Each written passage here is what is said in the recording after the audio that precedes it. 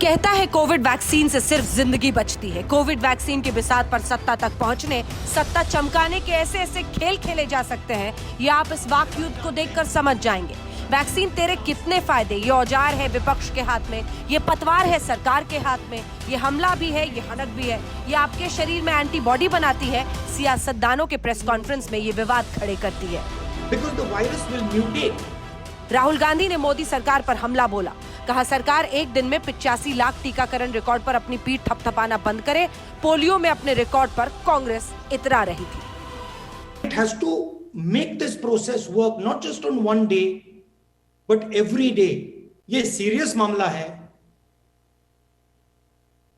इसकी वैक्सीनेशन की जो प्रोसेस है उसको चालू करना चाहिए, इफेक्टिवली चलाना चाहिए। और ये जो डिक्लेरेशन ऑफ विक्ट्री होती है कि देखो भैया हमने ये कर दिया, हमने वो कर दिया, ये एक साल के बाद, 1.5 साल के बाद जब कोविड को हिंदुस्तान ने हरा दिया हो तब आप बोलिए। ये अभी टाइम नहीं है।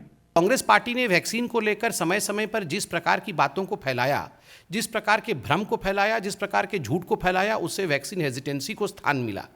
कोवैक्सीन से लोगों में खतरा है। कोवैक्सीन को लगा करके कहीं ना कहीं भारतीयों को गिनी पिग के रूप में हम इस्तेमाल करना चाहते हैं। उनके राज्यों ने कोवैक्सीन लेने से मना कर दिया। उसमें कोवैक्सीन में गाय का सीरम, गाय का खून मिला हुआ है, इस प्रकार की बातें करना। और देखिए, खुद ही राहुल गांधी ने कहा था कि प्रधानमंत्री जी को पहला डोज लेना चाहिए ताकि लोगों के मन के अंदर से भय और भ्रम मिट जाए। तो उनके ऊपर भी तो वो कानून लागू होता है, उनके ऊपर भी तो उनकी बातें लागू होती है। अगर कांग्रेस पार्टी ने भ्रम फैलाया है और वैक्सीनेशन आज सर्वाधिक आवश्यक है, तो यह स्वाभाविक है कि उनके सबसे बड़े नेता खुद वैक्सीनेट हो, उसकी तस्वीर डालें। राहुल गांधी ने आज कोरोना पर श्वेत पत्र जारी किया, कहा दूसरी लहर से सरकार को सबक सीखना होगा और तीसरी लहर के लिए तैयार रहना होगा। राहुल गांधी ने कहा सरकार दूसरी लहर में फेल रही, अब तीसरी लहर से पहले ऑक्सीजन सप्लाई, अस्पताल सुविधा और दवाओं की आपूर्ति सुनिश्चित करना होगा। बीजेपी ने कहा राहुल बताएं आखिर सबसे ज्यादा मौतें कांग्रेस शासित राज्यों में क्यों हुई। Oxygen, hospital beds, critical infrastructure, दवाइयां, इन चीजों का आज प्रिपरेशन कि जब थर्ड वेव आए, हिंदुस्तान के हर शहर में अस्पताल, गांव में जो सपोर्ट की जरूरत है वो सब तैयार मिले। जिन लोगों को ऑक्सीजन की जरूरत हो उनको आसानी से ऑक्सीजन मिल जाए और बिना कोई कारण डेथ ना हो। ये जो सेकेंड वेव हुआ है, ये कहां से शुरू हुआ? कांग्रेस शासित राज्य से शुरू हुआ। किन राज्यों में सेकेंड वेव का सबसे बड़ा असर पड़ा और सर्वाधिक प्रतिशत केसेस किन राज्यों में हुए? उत्तर कांग्रेस शासित राज्यों में हुए। सर्वाधिक मृत्यु किन राज्यों में हुए सेकेंड वेव के कारण? उत्तर कांग्रेस शासित राज्यों में हुए।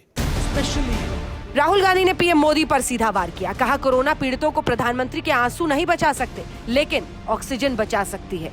बीजेपी की तरफ से मोर्चा संभालने वाले संबित पात्रा हर मुद्दे पर वापस घेरने के लिए मैदान में उतरे थे। उनका जवाब भी सुनिए। प्राइम मिनिस्टर के आंसू उन परिवारों के आंसू को नहीं मिटा पाएंगे। वो सब परिवार जानते हैं प्रधानमंत्री के आंसू ने उनको नहीं बचाया, मगर ऑक्सीजन जरूर बचा सकता था। कंफ्यूजन और राहुल ये पर्यायवाची शब्द हैं।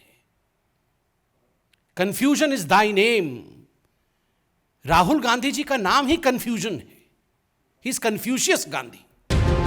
राहुल गांधी ने कहा कोरोना की तीसरी लहर से पहले गांवों पर जोर देना होगा, जरूरतमंदों को आर्थिक सुविधा देनी होगी, डायरेक्ट फंडिंग का सुझाव दिया। उन्होंने कोविड कॉम्पनसेशन फंड बनाने की मांग की है। कोरोना से मरने वालों के मुआवजे को भी आज राहुल गांधी ने मुद्दा बनाया। सुप्रीम कोर्ट में केंद्र सरकार के 4 लाख रुपए मुआवजा देने से इनकार करने पर भी सरकार को घेरा, कहा मुआवजे की मदद करने को भी मोदी सरकार तैयार नहीं। Disaster management act under which COVID is a notified disaster, and this act provides a compensation clause, a 4 lakh rupees compensation to the victims and their immediate families. But we've seen in the Supreme Court recently, replying to a PIL, the government submitted an affidavit clearly saying that we cannot provide any such compensation because there is shortage of funds both at the center as well as in the states. How do you see this? I think the center is making 4 lakh crore from taxes on diesel and petrol. It is taking money out of the pockets of people who have lost family members. So I don't understand why the government can't put some money back into their pocket. If they lost a family member who used to be an earning member, what are they supposed to do? तो महामारी पर मोदी सरकार versus Rahul Gandhi की इस जंग में vaccine से लेकर तीसरी लहर और मुआवजे पर दोनों ही इस अध्याय में एक दूसरे को नसीहत देने मैदान में उतरे थे। आज तक ब्यूरो।